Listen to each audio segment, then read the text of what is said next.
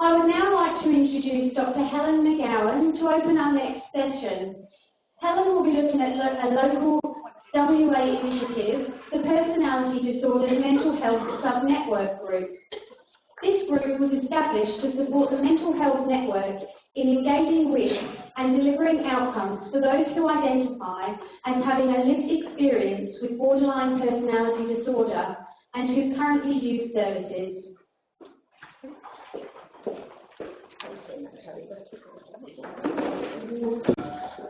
Thanks very much for the opportunity to talk to you today, and I've been really impressed by the presentations today, and particularly I also really like the theme of the stigma to strength.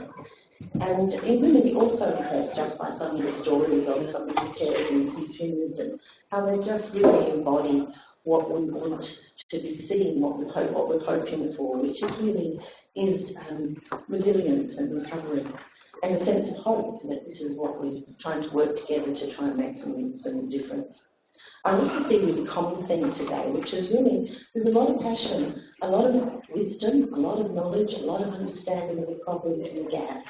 But I still keep getting the sense that people aren't quite sure, how do we translate that into good services? How do we actually make a difference? How do we actually ensure that the gaps get closed? That individuals that turn up to an emergency department are consistently and reliably and kindly treated in a sort of measured way. Not over-involved, but supported and with a sense of respect and understanding of some of the issues that they're having to address. So I suppose that's probably why we were asked to come along and talk today about the Mental Health Network. I've got quite a few slides about the governance and how we operate, but I'm not going to dwell on those. But I want to just touch on them because I think this is really getting towards the nub of what we're trying to get to through this session and throughout the work that we're all doing. And as I said, it seems really clear there's a lot of people that know a lot about this. There's a lot of passion, there's a lot of understanding. I didn't hear a lot of disagreement in approach and in the evidence base and the way people like to work. But what we just don't see is how that's actually implemented and put into practice. We know the wheels of government and the levers of government, both of them are creaky, cranky, slow-moving organisms, and we try and make a difference, and you feel like you're getting a good emotion, and all of a sudden there's a change of government, or there's a change of people in key decision-making roles, and all these things slow down. So what I want to talk to you a little bit about today, and to introduce my colleagues as well, is about the Mental Health Network. And this is an initiative really that's about trying to bring together carers, consumers, clinicians across all parts of the sector, and including primary, secondary, tertiary care, community care, primary care organisations, so that we're really a very representative group of the entire mental health sector, and bring people together to sort of form a shared understanding, complex system so that there's an agreement about where we go and how we go forward. And then people use their own networks and to influence government decision makers. The network is also established actually as specifically to be an advisory body for key decision makers. So it's a way of really trying to harness the wisdom, trying to ensure that it comes together in some sort of more coherent way. So what I want to do now is just spend a couple of minutes talking about the Mental Health Network, and then I want to hand over to my colleagues here, and these are members of the Mental Health, the Personality Disorders Mental Health Sub-Network, and they're part of the steering group of this. And they're representative, again, of the way that we work, of carers, consumers, clinicians across the sector, who are going to give a little bit of their perspective of what their experience is of working with people with personality disorders and why they're engaged in the network and how they want to see that go forward. So forgive me if I flick through some of these slides quite quickly because I'm aware I don't want to spend as much time on them as I thought I might. So the Mental Health Network, there's 15 networks in WA, and it's all originally part of the Department of Health. So I want to go through this a little bit just so you understand governance, because a lot of passion goes nowhere unless we work out how we're going to influence the decision makers, and the mental health network is a way of engaging with those decision makers. So the mental health network is one of 15 health networks that the Department of Health has established, and it's a way of harnessing information to guide the development of policy and services in the Department of Health. The Mental Health Network, in particular, is a partnership not just between WA Health but also the Mental Health Commission. It was launched in October 2014, and at that time I was privileged to work with Alison Zamon, the now Honourable Alison Zamon, who has now taken the fight to Parliament. So Alison and I have worked together over the last couple of years in trying to develop structures and processes in the way that the network operates. Right at the moment, Alison's position is vacant, and it's in the process of being recruited. But what does it plan to do? It tries to build engagement, cooperation, consensus across the spectrum, and to facilitate transformation from cacophony into symphony. And that's not easy, and we're still really not sure how to do that. I really want you to think about this slide for a moment. Mental health is a really complex system, and if you make a change in one part of the sector, you'll often end up with adverse outcomes in other parts of the sector. So what we really need to be doing is being very thoughtful about the strategies and the services and the innovations that we're suggesting and wanting to take forward. I won't make you watch it too long because it'll do your head in after a while. So the mental health, and just one other point, everybody that I talk to in government at the moment, as you know, there is no money, there is no money, there is no money. That's the mantra you get everyone in. The positive side of this particular state of affairs at the moment is that it might be difficult to get money for new services within the next 12 months or so, but it's a very good time to plan for new services because there will be money. And this is a good time for people to be getting together and get some agreement about what sort of services we want to go forward with. So the Mental Health Network, how does it actually pull those levers? How does it make change? And part of it's about funding for services, but part of it's also about building collaboration. Many of you will be really aware that it's a very disconnected sector, and I'm sure some of you have been to the Navigating the System session, and what you'll be aware of is that it's really tricky to navigate, and there's huge gaps in the system, and you're like to fall down a few precipices as you try and find your way from one pathway to another. So the Mental Health Network works to try and build care pathways, to try and develop models of care, or when I say to do it, to advise on these processes. So we've pulled together a lot of expertise, but really what we need is the project support from some of the key decision makers to do this sort of work, which is care pathways, models of care, clinical guidelines, service plans, service maps and directories. Now, before you lose the will to live, as I talk about mental health governance, I'll just gloss over this slide. But it is important to know that we're not a decision-making body. Lots of decision makers get very anxious if you feel like we're going to tell them what to do, but we are an advisory body, and our influence is much greater the more coherent we are and the more that we can spread our network and grow our network. So the simple message I'd like to add today is, as well as joining the borderline personality network in the foundation in WA, I'd also encourage you to join the Mental Health Network also, because the more joined up we are, the more coherent we are, the more likely we are to actually translate these great ideas into outcomes. The really useful thing about our network, though, is that we've got a sort of fabulous executive advisory group. So Alison and I have been supported by the Commissioner of Mental Health, the Chief Psychiatrist, Rod Asprey as Chair of WAM, the Mental Health Director of the WAFA Services. We've had leads from Department of Health, Care and Consumer Reps, and the Clinician Reference Group as well. So we've got some really good expertise that's helping us guide what we do in the network, but also we're directly talking to the key decision makers as well. Right, so the personality disorder subnetwork is one of 10, and this is the list of the subnetworks. what we generally find is a lot of the subspecialty areas are not well serviced in WA, and there's good generalist services, but the specialist expertise is often lacking, and therefore there's difficulty navigating pathways. And what we really found very early on is that there's a real appetite for improved services for people with personality disorders, and so that's why a sub-network was developed. This is what we're trying to avoid, and this is what some of us are trying to live with a lot of the time. So what I'd like to do with that, I'd like to pass over relatively quickly to my colleague. So Catherine Holland is one of the co-chairs, and Catherine's going to talk to us a bit about personality disorders, her own experience of them, and how she's engaging with the network and her understanding of how she'd like to take things forward. We'll try and leave a bit of time at the end for some questions and answers as well. Do I have to Thank you. Hi everybody again. I won't deny that I found this quite a difficult role because there's only been me, because the other person that was a carer, because I'm a carer rep, never ever only came to one meeting. So we do have someone new taking over.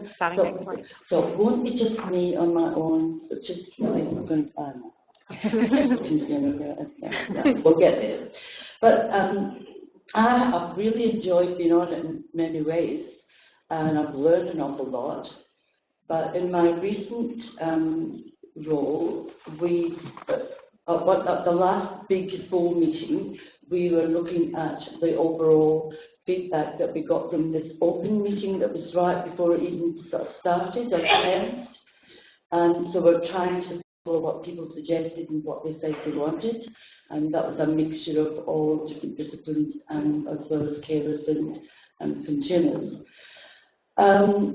So I've been working with not anyone in this group, but there's been 5 of us working on a work plan, which has been amazing because it's come out of all the areas that we have identified or has been identified as something we need to work on. So for me,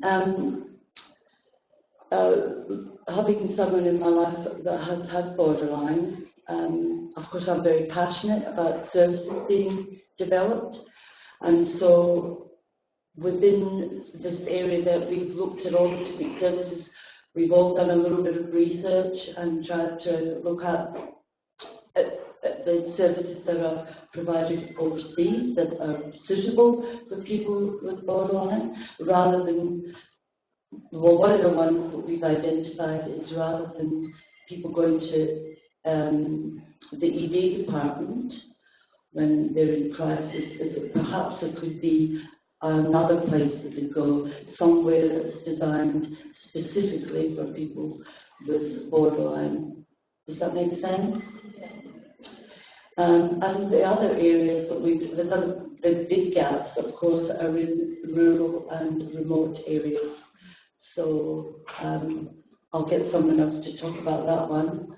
But we haven't forgotten it. It's been one of the big areas we've talked about a lot. So I'll be going to Kelly. Hi, I'm Kelly. I have a lived experience of emotionally unstable or borderline personality disorder. I no longer have that diagnosis. It is possible to get better. Yes.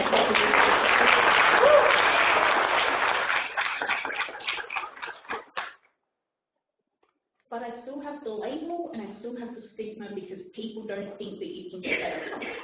If I no longer meet diagnostic criteria for heart disease, I don't have heart disease anymore. This is kind of the same. I don't meet diagnostic criteria anymore because I have managed to get better with the help of some fantastic clinicians and some fantastic support people in my life.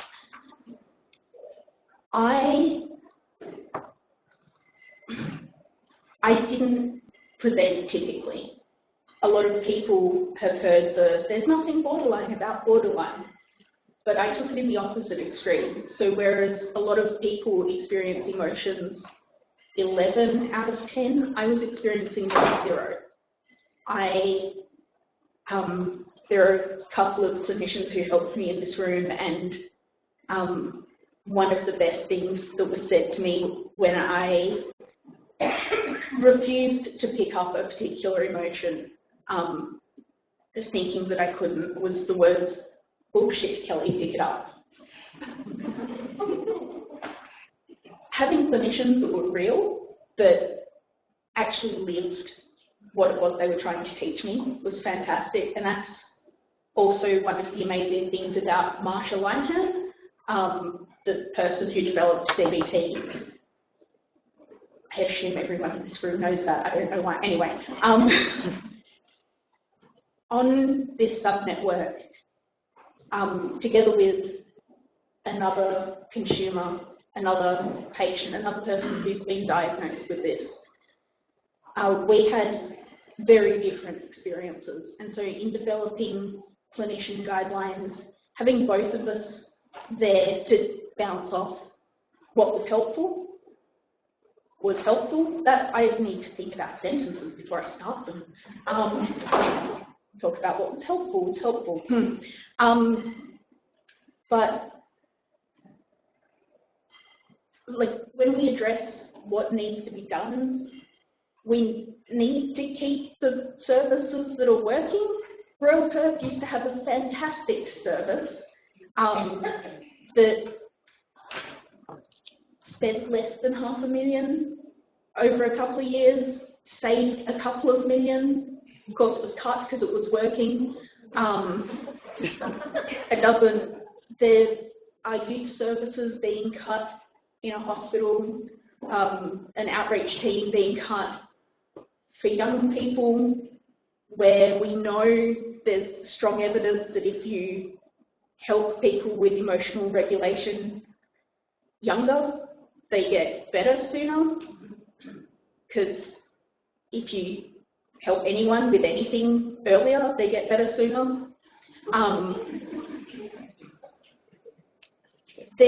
It doesn't, although we are in a financial situation where the purse strings are quite tight, there are things that we can do where we will actually save money, save patient bedtimes, as was the case at Royal Perth. Is she Dr. now, Alicia? Yeah, close. Yeah. Okay, not quite Dr. Alicia Wilson. Her doctorate covers this program at Royal Perth. When it's published in a couple of months, I recommend you go and find it, read it, or just send it to people who read doctorates who can synthesize it for you. But it was such a fantastic thing. Why was it cut? This week is also Anti-Poverty Week, and I was at a launch breakfast on Monday. Of course, it was a launch breakfast in a corporate building, and only rich people were invited. We understand here the value of lived experience, apparently not so much in the poverty sector. Anyway,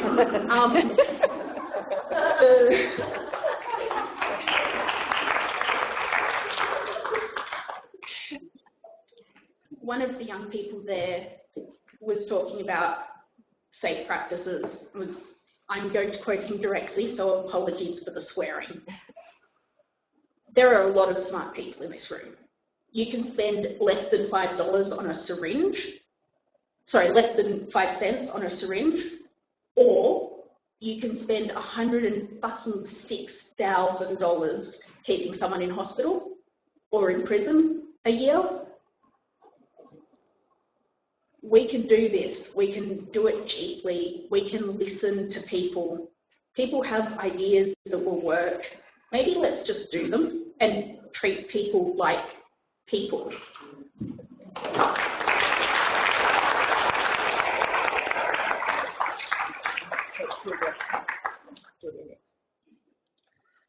Hi, everyone. My name is Giulia Pace, and I am a psychiatrist, a child psychiatrist from Italy. I've been working here in Western Australia for the last 7 years almost. And I've joined the sub-network at its start, about 9 months ago. So today the idea was that I was going to present the role of the psychiatrist, I guess, in working with people with borderline personality, and also, I guess, share my thoughts about how I can contribute to the sub-network.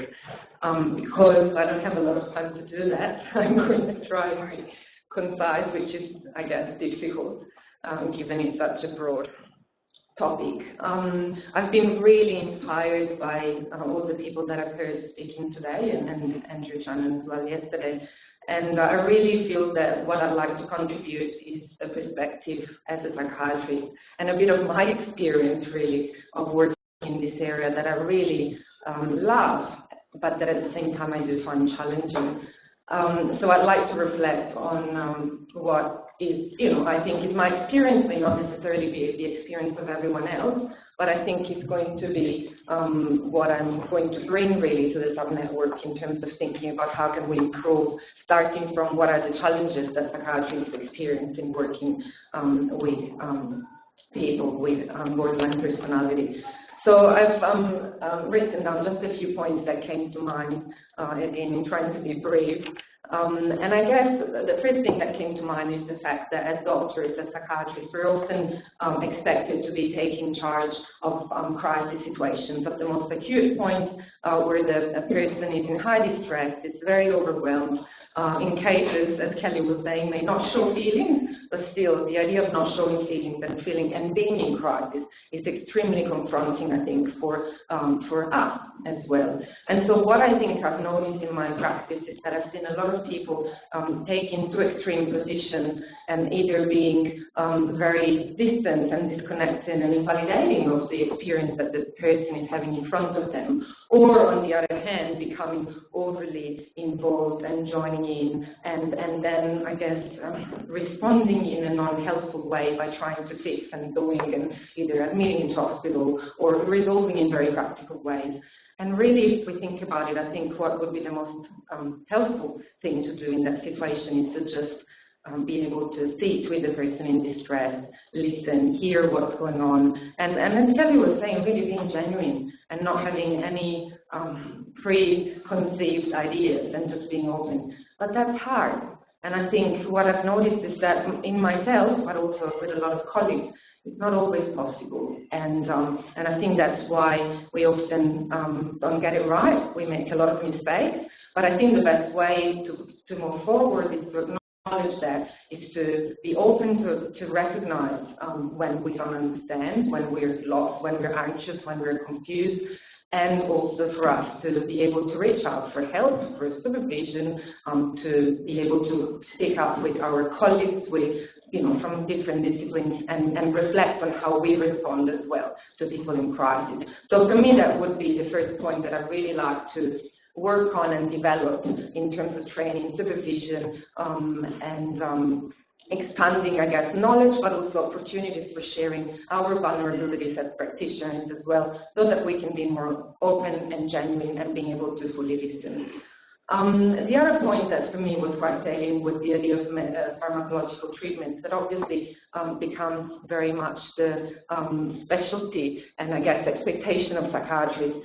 And I find that extremely challenging because in many ways I feel I've got an expectation, even before I see patients, very often about having to do something to fix the problem. And as we've talked about before, we know that for borderline personality per se, medication there is no evidence really that it's effective. We also know, however, that in a lot of situations, borderline comes with a lot of other disorders associated that do respond to medication. But really, the decision whether to medicate or not, it's not necessarily a straightforward decision. But even more, what I find is that medication has got a relational meaning. And what I find when I meet young people that come from me for that, to see me for that, is that really deep down what they're after is that to be understood in the fact that they're in pain, that they're struggling, and they need some help to move forward.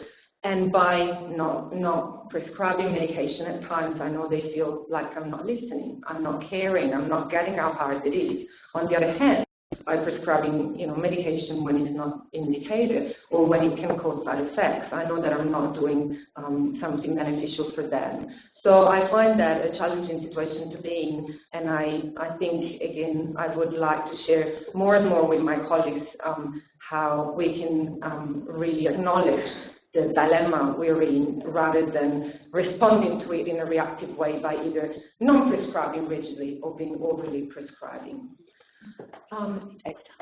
Sorry, yes, I'll have to be quick. That's my Italian tendency to overtalk. Sorry. So I guess regarding the other two things, what I think from a psychiatrist's point of view, I'd like to emphasize is the importance of diagnosis. As we were saying before, the diagnosis, though, that is not just a label. That makes really a lot of sense that we can explore with the person with BPD, their life story and how that fits with that diagnosis. So I'd like to develop more and more training about formulations that are done jointly, that are written, that are shared. This is part of our practice in Touchstone, where I work in a day program with young people with borderline. And then, I guess, importantly, also being mindful of reactions and responses, not only of us as psychiatrists, but of the other, clinicians that we work with. So in terms of the next step, really what I'd like to bring in is just awareness of all these aspects that I've talked about, and I want to really bring forward my passion and my experience of working with people with borderline personality and their family as being really an enriching experience, I feel, for us as clinicians as well. From each person I've worked with, I've really learned a lot, and I find that their difficulties and being able to be resilient and developing strengths is something that I've learned as well from them. So I'd like to emphasize how I feel in our work at Touchstone with young people and families. Families do play a central role, and not only talking about parents, but extended family, friends, community network. And so again, that will be another important aspect of what I'd like to carry in the sub-network. Thank you.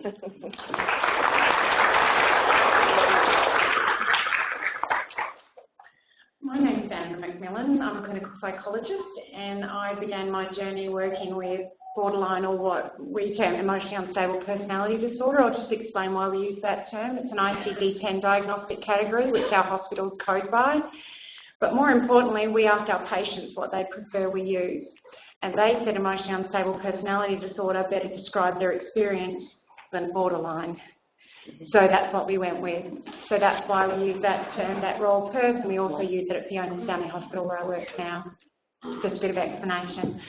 So we decided, what role did acute care psychiatry play in helping people with EUPD? What we knew at Royal Perth was we were doing a really crap job of it. Pretty clear on that, not really sure what we should do. So we got some funding and we did a whole program to work on what we should do, and the result of that was the Enhanced program. So what that actually looked like, it was a clinical pathway for people with EUPD with some clinical guidelines for staff. It had crisis management plans as a part of that, and transition support. Because what we know is long-term admissions and long admissions for patients with EUPD has really poor outcomes. But we also know rejection, abandonment and no admissions also has really poor outcomes. So what do we do? So that's what we went on the journey to find out. I'll talk a little bit more about what that looks like in a minute, because that's what we're currently doing on the youth unit at Fiona Stanley Hospital, where I work now. But the outcomes were all completely amazing. We had significant reductions in how long people were in hospital, and so there was more time in the community living a life. They had reduction in readmission rates. There was no bed blocking. There was a fear that our beds would be full of people because we were letting them come in whenever they wanted to come in. And their crisis admission plans meant they were now the gatekeepers for their own admissions. No longer did you have to beg and plead and show and demonstrate how unwell you were in an ED. You had a crisis admission plan which let you be the arbiter of when you needed to use it. And that was a really major shift for a lot of our staff. I can't finish. I'm still going to stop this. And really only... it's going to go like one of those high-pitched mice. And only 50% actually even use them. For a lot of our patients, having a crisis admission replaced for them suicide. So for a lot of our patients, suicide is an option if things get really hard. What we gave them instead was a crisis admission. If things get hard, come in, and we'll take you regardless. If you've done something, that's fine, come in. If you haven't done something, that's great. Come in anyway. So, of course, it worked brilliantly, and of course, the year after I left, they canned it. That's the one I was talking about. I was sharing Kelly's pain there. It was a very painful moment. But it lives again. It's pretty much the same plan that we actually currently have at the youth unit at Fiona Stanley Hospital, where I'm the senior clin psych. So what that actually looks like, we've got it up there, is if it's your first admission with us, even if it's not your first admission in the system, we do a 2-week admission. So we get to know you. So we get to do a thorough assessment with everyone in the MDT team, so we get a really good understanding of what your situation is, what supports you have, what you need, what your situation is. And at the, during that process, we actually do a diagnosis and we share it with you, so that you know what's going on for you, and you've got some options about whether you agree with it, whether you don't agree with it, or what you think about it completely. We do an initial provision of psychological treatment. So if you're on my ward for 2 weeks, I would see you at least 6 times if you're my patient, if you're the person that I'm allocated to. So we really get to know you. And then we can also, I can't do this in 30 seconds. I know. We also give you, every single patient who has either traits of EUPD or has the diagnosis, we give you a patient crisis admission plan that you control, that you come into ED. We don't necessarily have all our ED fully on board, but they cannot refuse an admission, and our patients know that. So they can be quite firm and quite strong, and they have it in their hand often when they come in. Here's my crisis admission plan, I get to come in. Well done. We've been open for about 2.5 years, and I have patients that are still utilising that plan not as frequently as they used to. I have a young girl that just came in last week who I hadn't seen for 9 months, but it's still there for her in a moment of crisis.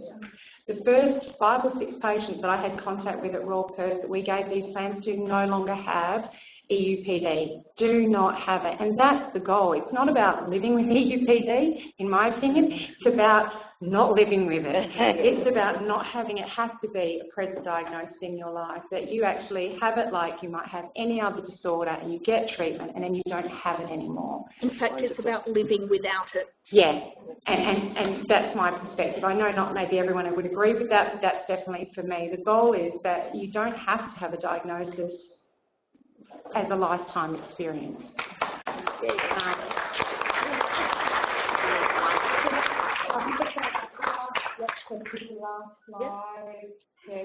Yeah, go past that one. That's just about what kind of treatment we do on the ward. But it really is about, I think Andrew was talking earlier about communication of diagnosis. The way we look on it is a conversation. So we have a conversation where I get to really know you, and then I might say, I'm thinking this diagnosis might fit. Let's have a talk about it, and you can see what you think. These are the criteria. Do you think that fits you? Do you think it doesn't? So it's not you're given a diagnosis, it's a diagnosis discussion. Because it is about your life, and I've certainly had some patients go, no, I don't agree with it, it's crap. And then maybe come back a week later, yeah, I thought about it, and I thought, yeah, maybe you're right. Well, let's have a bit more of a conversation about it, because it is something that I think, the person themselves knows their experience better than anybody else. So that was really rushed, and I think... a microphone from you? No worries.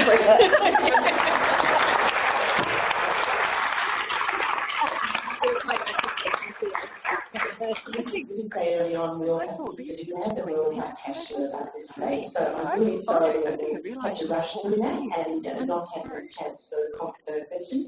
But in fact, just leaving with if you're interested, you want to engage, you want to support change in the sector, join the Personality Disorder Foundation and join and it's free. It's free. And join the mental health network as well. And I think as a united voice we can really make a difference. And talk to us in between time. So how do you join the mental health network? If forms outside, aren't they? Is it the forms outside? Google it, go online. Yeah, go to the mental health department. Alison, will you just come up here? If you give it a few weeks, we'll have a mental health commission website, but do join.